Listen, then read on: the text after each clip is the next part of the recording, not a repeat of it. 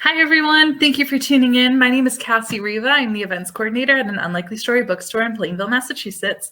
Before we start, here's a couple technical tips. Questions for the author can be written in the question and answer box at the bottom of your screen, or in the chat, or in the Facebook comment section. If you'd like to buy the book, click the green button at the bottom of your screen, and it'll take you to our website where you can choose in-store pickup or have it shipped. After years of writing under the pen name Pseudonymous Bosch and traveling the country in sunglasses and a trench coat, playing a mysterious author with a weakness for chocolate and a fear of white gloves, Raphael Simon has finally come out as the no longer secret author of the New York Times bestselling Secret series and Bad Books, as well as the unbelievable Oliver chapter book series. Raphael's new middle grade book, The Antibook, is the first time he's published a book under his own name, and it's fantastic. The Antibook is about a boy reeling from his parents' divorce and from anti-gay bullying who wants the world to disappear. And after the past year that we've all had, who wouldn't want the world to disappear? And it's about what happens when it does. This book is the perfect read for Pride Month. Before writing books, Raphael wrote screenplays for film, television, and video games, and was a staff writer on Nickelodeon's animated extreme sports show Rocket Power. I love that show so much growing up. He also wrote articles for the Los Angeles Times, LA Weekly, and the New York Times Book Review. He's taught creative writing at Occidental College, a queer mystery class called Closet Cases at Cal Arts, and composition at UC Irving. He lives in California with his husband, 2 daughters, and 2 dogs, and it's sunny in California right now. We're really jealous because it's not sunny in Massachusetts. Raphael Simon, hi. Oh, I don't need these. I'm still not used to being Raphael Simon. As Cassie just mentioned, I was Pseudonymous Bosch for a long time, really since 2007. So I'm just getting used to being me. To give you an idea of how unused to this I am, I had to ask my mother recently how to pronounce my name. This is a true story. I called my mother up a couple weeks ago and said, I just realized I don't know how to pronounce my name. And I wasn't sure whether it was Raphael or Raphael or Raphael. It turns out it's Raphael. So nice to meet you. I'm Raphael Simon. Thank you for doing another online event in this era when we're hopefully starting to go outside for real. I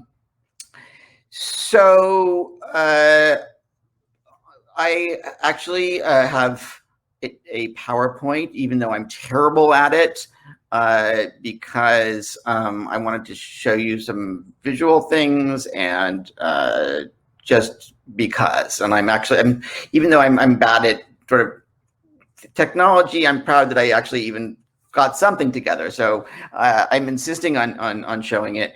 I'm gonna have Cassie put it up on screen because it turns out that I wasn't able to do it myself. So Cassie is in control now completely. I'm at her mercy. So basically, I'm here to talk about the Anti-book, my new book. But it's kind of, in order to talk about how that book came to be, I kind of have to go back a little bit in time and tell you first about how I became Pseudonymous Bosch, which is basically, I realized a story about getting stuck and all the times that I've been stuck. And I'm somebody who gets writer's block an awful lot. In some ways, it's been the bane of my existence, but at the same time, it turns out to be weirdly or perversely productive at times. You can get to the next slide, Cassie. So how Pseudonymous Bosch was born about 15 years ago after I had been a screenwriter primarily, and writing all kinds of things that Cassie actually just mentioned some of them, television, journalism, thank you notes when my mother made me, all kinds of things. But I was in a period of being kind of stuck and not productive and not knowing what my next project was, when I was literally forced to be a volunteer at an elementary school where they had a program called Writing Partners. And my friend's daughter, May, a fourth grader at the time, was my writing partner in this program. And I was supposed to send her writing in the mail. And I didn't have anything to send. So I just spontaneously decided to write a book. But that was as far as I got. I immediately had writer's block. I thought, gosh, what can I write about? I'm going to write a book, but I didn't know. I couldn't even think of a title. That's how blocked I was. But then I thought, oh, I know. The reason I don't know the name of the book is that the name of this book is Secret. And that was how my first book, the name of this book is Secret, was born. And the program was supposed to be anonymous. May wasn't supposed to know it was me writing this book for her initially. So I kind of went with this theme of secrecy that was implied in the title of the book, and became Pseudonymous Bosch. And as it turned out, even though initially I had was having so much trouble, to the extent that the first chapter of the book was all X's, which to this day it still is, if I can find it. Can you see all the X's? Actually, being this character instead of being me, being Pseudonymous Bosch was very freeing, and kind of unleashed something in myself, so that I was able ultimately to write a book, and then 2, 3, 4, 5 books, a whole series, as this kind of character, because I didn't feel judged as myself. I didn't feel self-conscious. I could be silly. I was wearing a costume on the page, and then also, like you see on the screen, when I did school visits or went to bookstores, like an unlikely story, I would, wear a silly costume, and I could make stupid jokes and not feel silly because I was not me. Anyway, so Cassie, name the next page. Can you go to the next screen, Cassie? No. There it is. Yes, next one. Lightning passed. You went too far. The Secret Series screen. Went back. There we go. So I ultimately wrote all these books as Pseudonymous Bosch. What is that? 11 books, I think, including even a little chapter series that I started publishing recently called The Unbelievable Oliver. But then, what happened is I started to feel stuck again. I had in particular, I remember there was a day where I was on stage at a book festival, and I was, in my sunglasses as pseudonymous and in character. I was with my friend, another middle grade author, Adam Gidwitz, and Adam asked me a question. He said, "What was an embarrassing experience you had as a child that you can tell us about?" And I knew even then what Adam had in mind. He wanted me to tell some very funny story about, something that happened while I was a kid that the kids in the audience could relate to, and they would see that, we authors were, fallible kids just like them, and maybe they could be writers one day too. I knew the kind of story I was supposed to tell, but I couldn't think of one.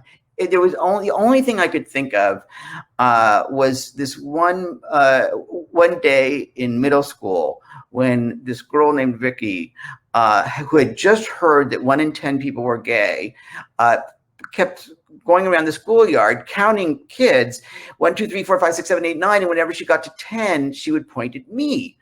At 12 years old,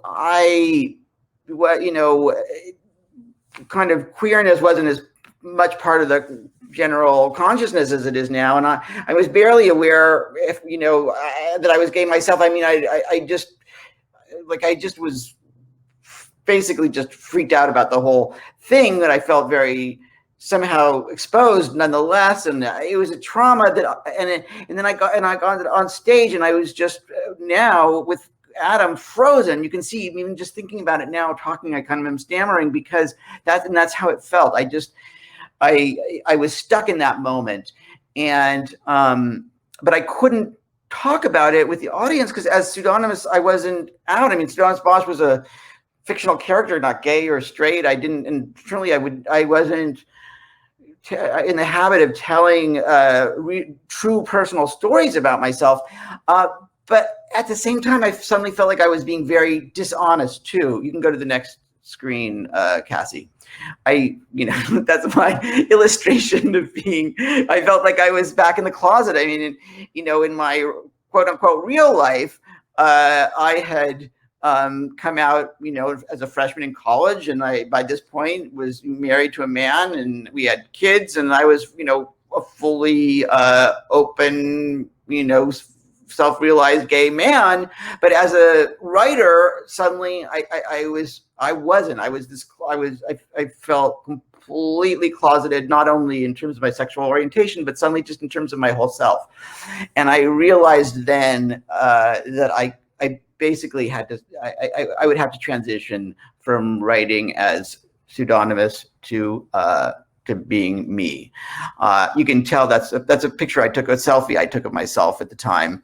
No, obviously that's actually Houdini, a personal hero anyway. You go to the next page, Cassie. When did the concept for the anti-book come about? Well, actually the title came to me first, just as with the name of this book, A Secret. With the anti-book, I came up with the title before a concept or anything else. And it was a title that had been in my head really for about 10 years. And I just thought, I want to write a book called The Anti-Book. What's an anti-book? And I kind of just toyed around with it. I thought, is an anti-book a book that is against books? Is it it's an angry book maybe? Is it the opposite of a book? And what I came to is the notion that that books, a normal book or at least a novel, creates a world, right? A book invents and creates. And I thought an anti-book maybe then would do the opposite. It would destroy and erase. And that's how I came up with the concept of a book that you write in it and things start to disappear. And can you make the trailer? Apparently we're gonna have a problem with the sound, but we can roll the trailer anyway, and maybe I'll try talking over it. Cassie, okay, doesn't matter. Forget the trailer. We don't need it. Or you want? Oh, there it is. Okay. I'm glad that we're having problems with the and it's not just my fault. But you see what happens. Things get written in the book and then they disappear, which is kind of the concept of the anti-book. And that's the trailer, which actually has sound that the publishers made. There's Adam, who was on stage with me giving a little blurb for the book. Okay, Cassie, we can go to the next screen. With the anti-book, I did something that I don't normally do. I'm more of a verbal person in general than a visual person, but for some reason with the anti-book, I was inspired to start collecting images very early on. And you'll see on this page, some of the sort of surrealist pictures that I collected, including the painting of the newspaper reader by Magritte in the upper left corner of the screen that ultimately became the inspiration for the book cover. You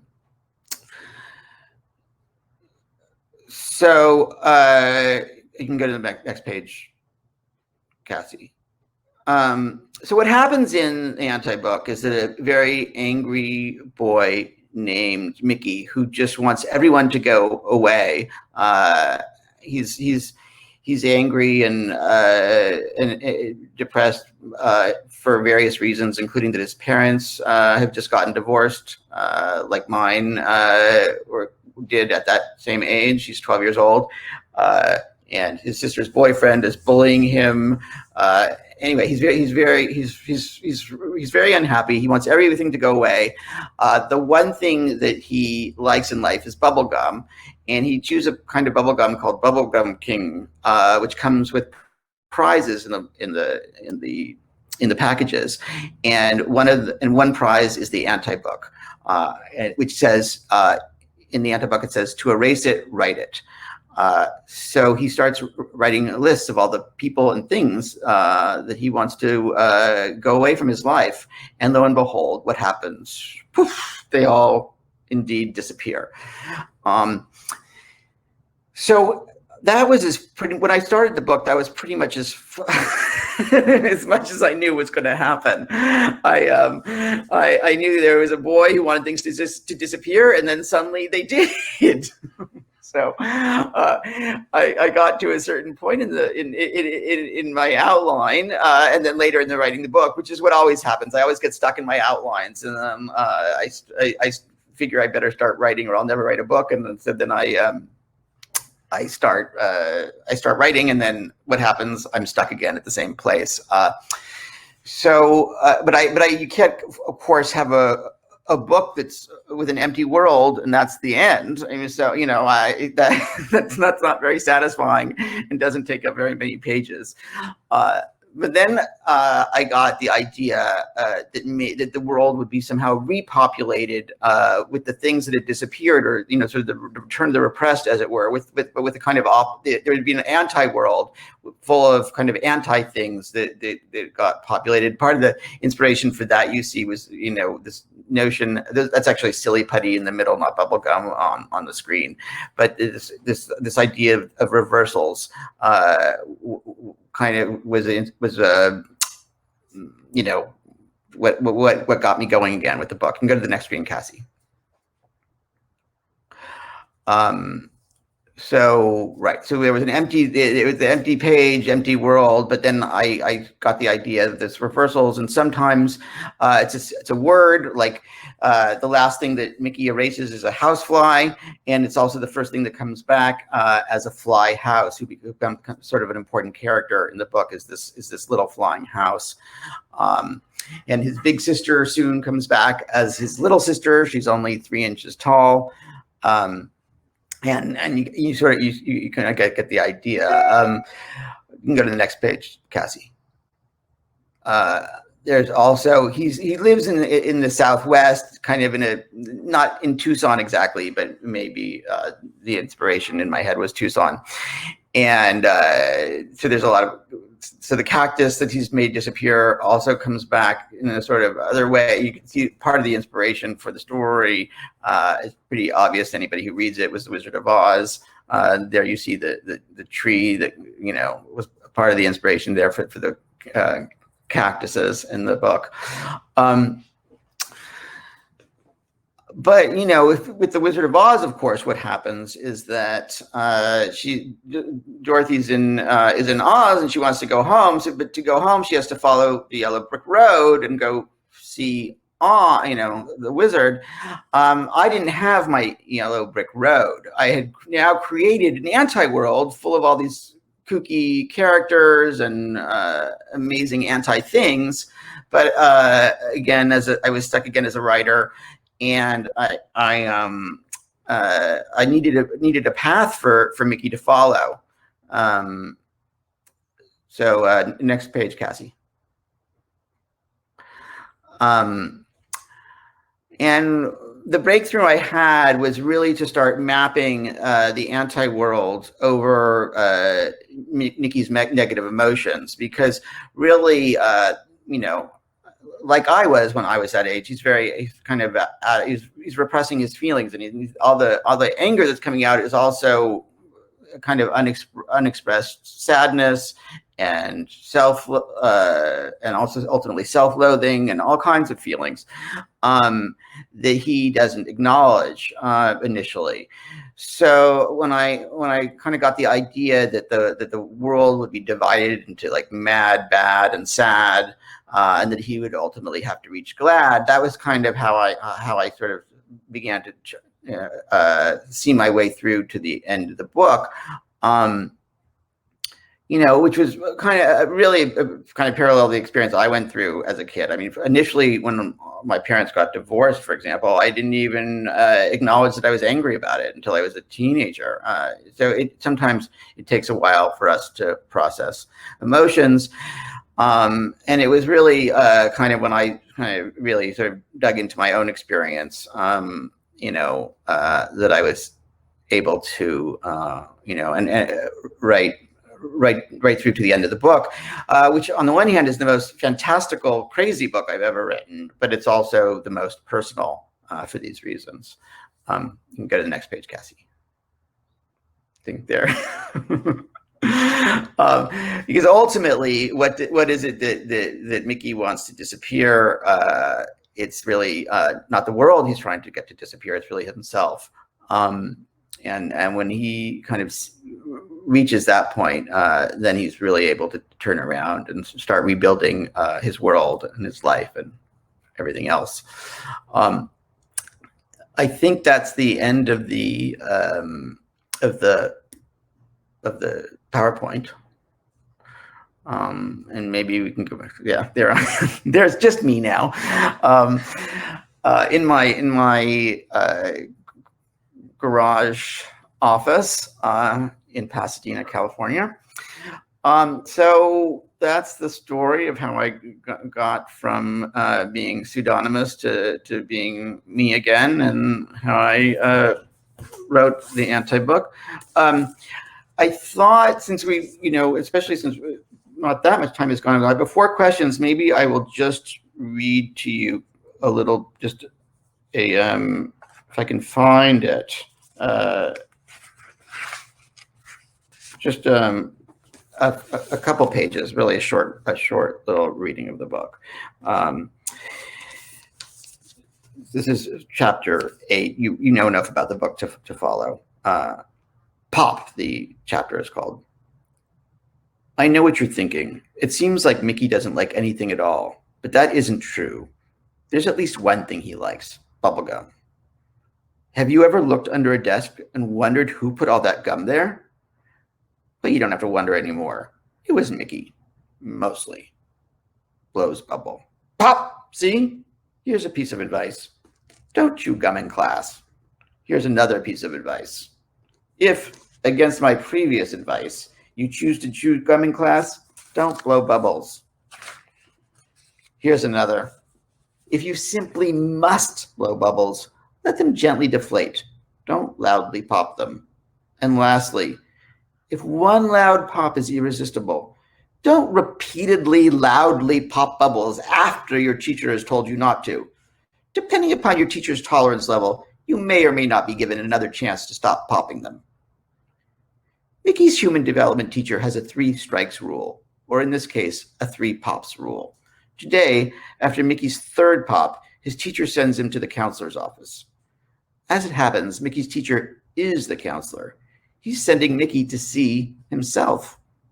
What's more, Mickey's teacher is Mickey's father. Yes, you read that correctly.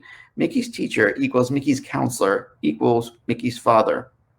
When he was promoted from soccer coach to school counselor, Mickey's father inherited the human development class.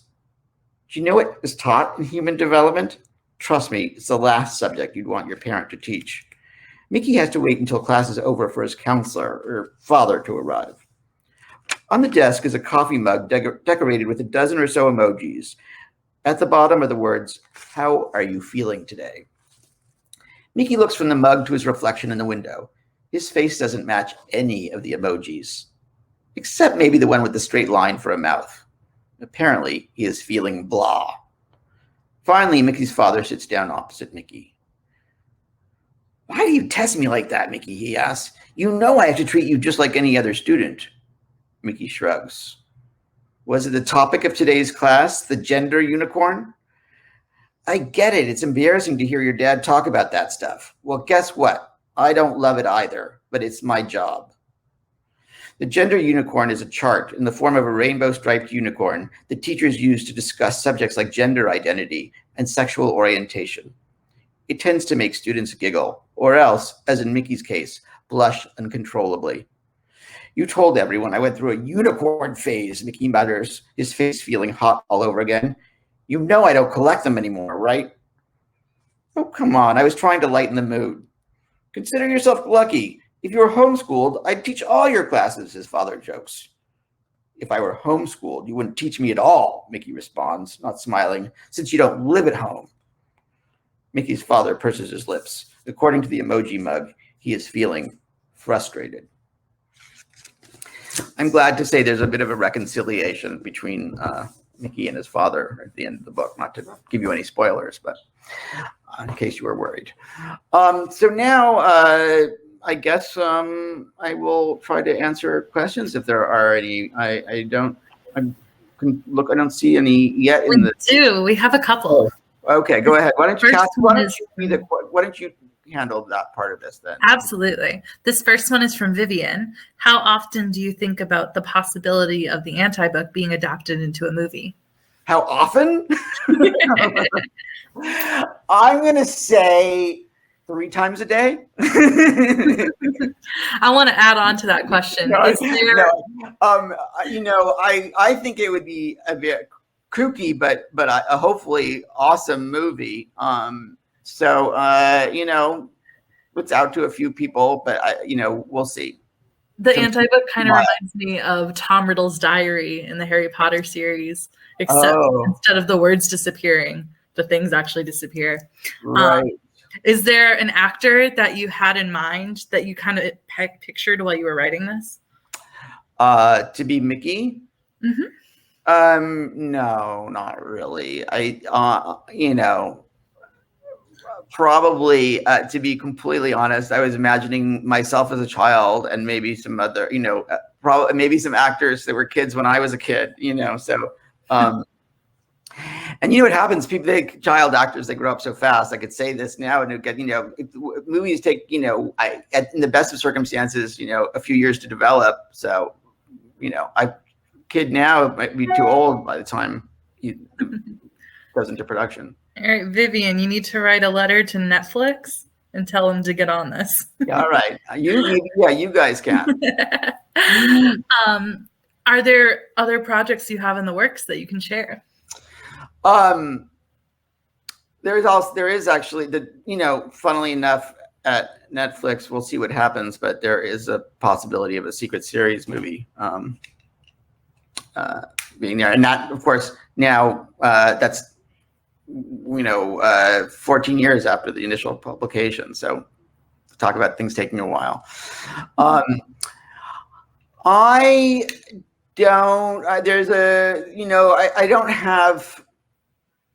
don't have projects that I can talk about in detail at the moment.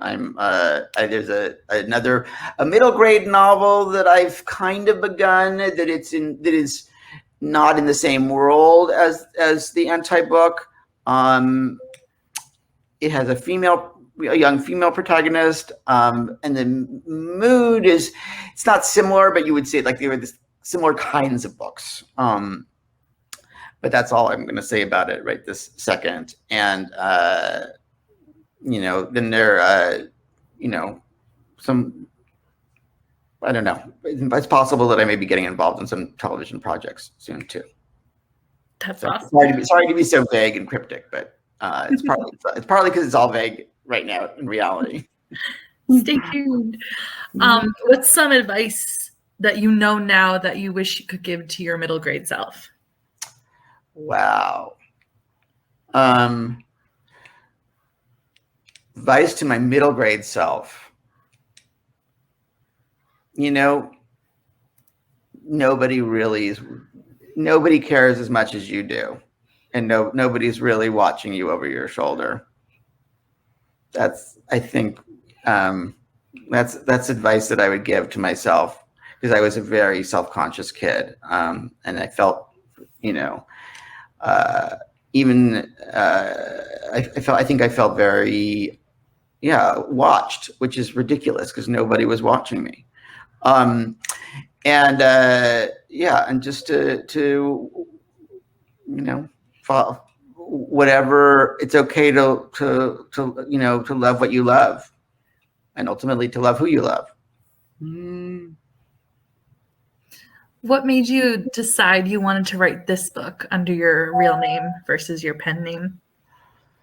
Um,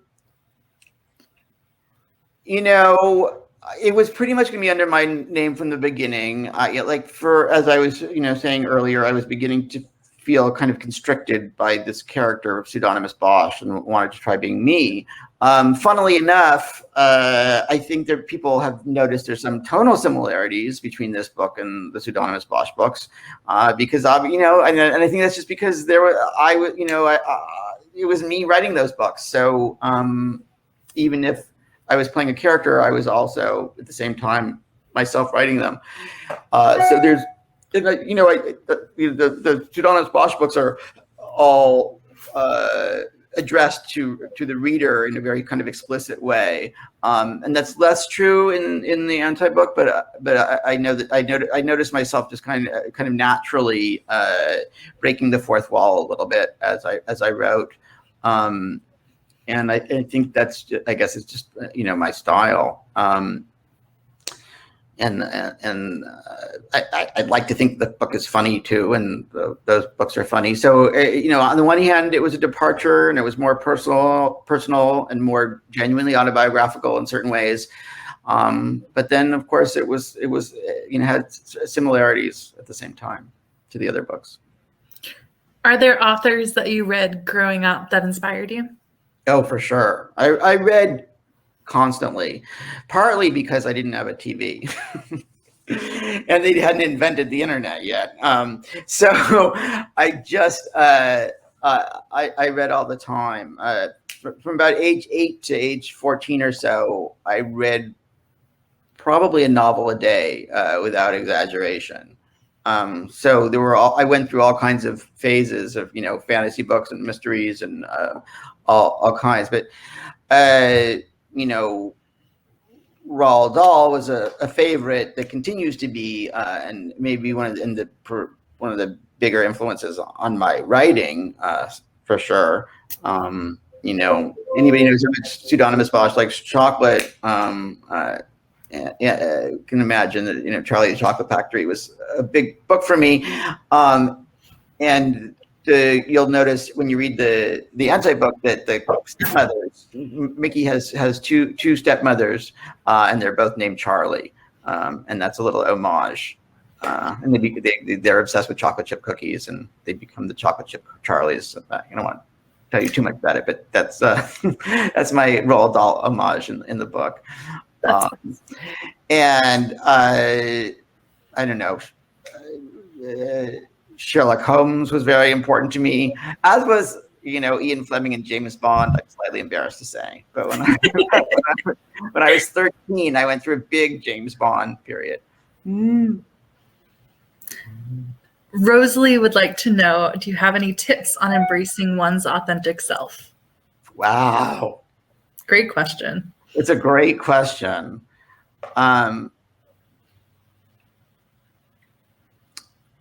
I think the part of it is to not worry too much about what is your authentic self. I actually have 12-year-old twin daughters, and I know that a lot of the culture right now is about finding out if you're this kind of there's all these sort of personality types online, and are you an e-girl or this or that, and all these different categories, and which describes you. And that's all fun and great, and I don't have any, and categories and identities are important and great ways to, and they're great when they're A, fun, and B, when they help you discover things about yourself. But they're not so great when either they pigeonhole you or they become like a stressor, about you have to be this or you have to be that. And it kind of, rather than finding your own steps because everybody's path is different, of course, and whatever your authentic self is can change over time too. Vivian's asking a lot of good questions tonight. After parting ways with the Secret series, does it sometimes feel like you ever become nostalgic for those stories? And what would you have changed about them if you wanted to change something about them? Wow.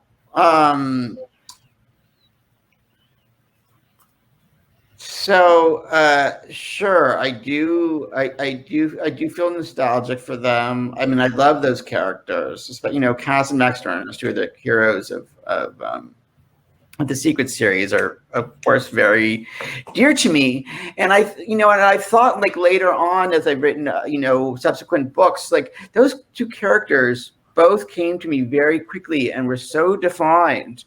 And that was the name of this book. My Secret was my first book, so I kind of took it for granted in a way that but I've never since quite had that same experience. And I think of where characters just appeared. But for whatever reason, what would I change? Well, here's one thing: I wouldn't change it, but I wouldn't be able to write it now. From that first book, from the name of this book, A Secret, there's a chapter about the importance of lying and how Cass learns to lie. And I wrote that before I had kids. And I think that's something that would be impossible for me to write now. I couldn't, I would feel, I just can't, I could not kind of deliberately instruct kids about how to lie and why, and tell them why it was important to lie. But of course, that was, readers love that chapter, and it was all true in a certain way, and certainly fun to read. So I don't, I don't regret it exactly. I don't think I could do it now, as a parent. That's fair. This question's from Ben. What was your very first attempt at writing a story? I remember, I don't know if it was literally my first, but I remember it was the first kind of story that had like a beginning and middle end that I was proud of. I think it was towards the end of second grade. I wrote a story about a cockatoo that was in the jungle and then was caught because it was being taken to a pet store and then escaped. And I remember being very proud of that story and thinking that it was very kind of exotic and adventurous, and I remembered like the pleasure of of writing it. Shortly after that, I think I wrote a story about a mouse detective and some sort of plot about missing cheese or something, and that's another early story. What are some challenges you faced when writing the anti-book?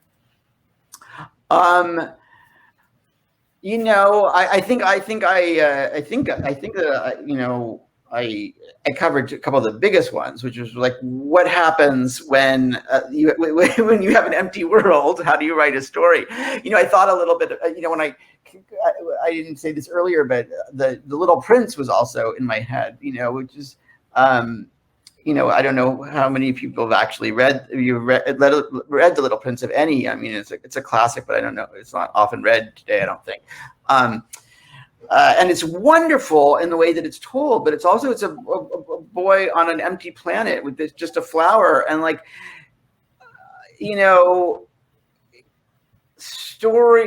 stories now, you just they need more. I think people's expectations of narrative are different. Even from the Phantom Tollbooth, which was another classic that I was thinking about when I wrote the anti-book. I mean, I know it sounds, honestly, I hope I don't sound like too preposterously, vain or pretentious to be mentioning these classics, but honestly, they were in my head when I was writing. So it's just this book is right up there with them. This book is so good. Okay, well, thank you. So I don't mean to compare all I'm saying is I don't mean to compare the book to them precisely. That's what I was thinking about at the time. But the Phantom Tollbooth, if anybody, it has this wonderful tone to it, and the humor, and so clever.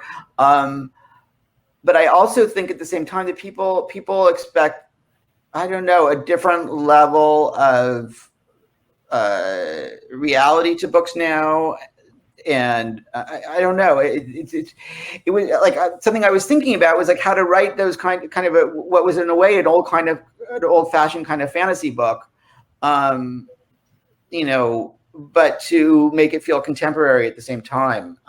For I don't know whether I succeeded or not, but that was what I was trying to do. You succeeded. Very good. I think that was the last question. Raphael, thank you so much. This was so fun. I can't believe it's already been 45 minutes. This was so fun. This book is so amazing. Support the author by clicking that green button below. It's going to take you to our website and you can purchase the book. Yeah, tell people about the book, everybody. It's been really, I will say, frankly, the book came out in April in the middle of the pandemic. And normally, you know, when you launch a middle grade book like that, you go to a lot of schools and you reach out to kids in person, and that's the way you spread the word, but that wasn't possible. So I don't know how, you know, so it hasn't found as many readers as it might have. So, you know, I recommend buying 2 copies, one for your workshop, but also one for your teacher, your upcoming teachers for the next year. It's a great gift. That's probably the last week of school for a lot of people watching this event. It's a great gift for a teacher. Teachers need them right now. They need the books. They need the gifts. They deserve it after this year. Click that green button. Thank you so much, everyone. Thank you, Raphael. This was fantastic. Thank you for having me. Thank you, everybody, for sitting in. I really appreciate it. Have a good night, everyone.